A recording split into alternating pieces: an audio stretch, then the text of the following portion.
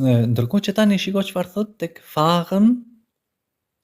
fahren vozis, thot atëherë kur shkronja r vije para një zanore, thot atëherë shqiptohet akoma më butë.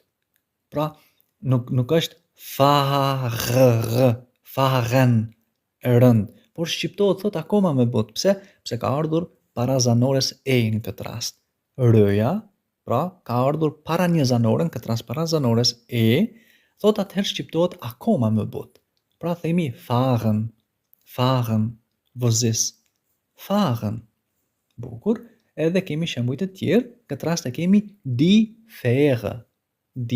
Fähre, sepse a me dy pika, sipër kemi thënë shqiptohet afërsisht si e gjuhës sonë shqipe. Pra themi die Fähre, trageti është për qëllim. Trageti, pra die Fähre.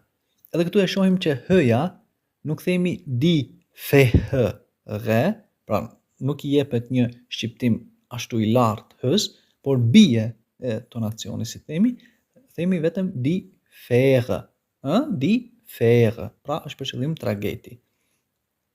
Shembull tjetër, pra mund të përmendim erklären. Shiko, erklären.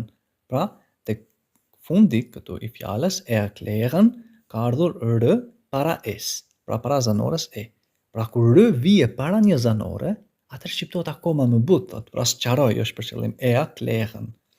Erklären, sqaroj.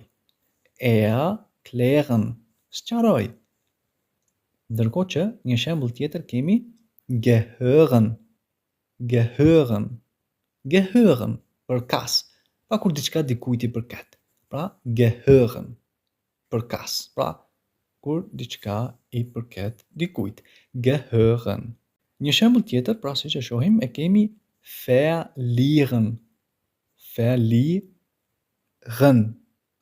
E shohim që pra për r është përpara zanores e. Pra verlieren. Dhe shqiptohet, pra po themi më butë. Më butësisht, pra humbas. Kur humbet diçka. Pra verlieren, humbas. Verlieren. Mirë, vazhdojmë tutje. Pra kemi studieren. Studioj. Pra studieren. Studioj. Studieren. Studioj.